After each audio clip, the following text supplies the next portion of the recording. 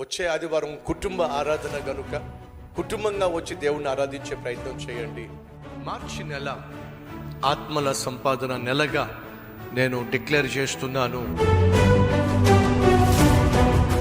మీరు మరొకరిని దేవుని సన్నిధికి తీసుకొచ్చే అద్భుతమైన నెల కాబట్టి రానటువంటి మీ భర్తను, రానటువంటి మీ భార్యను, రానటువంటి మీ బిడ్డలను ఈ నెలలో తప్పనిసరిగా దేవుని మందిరానికి తీసుకురావాలి.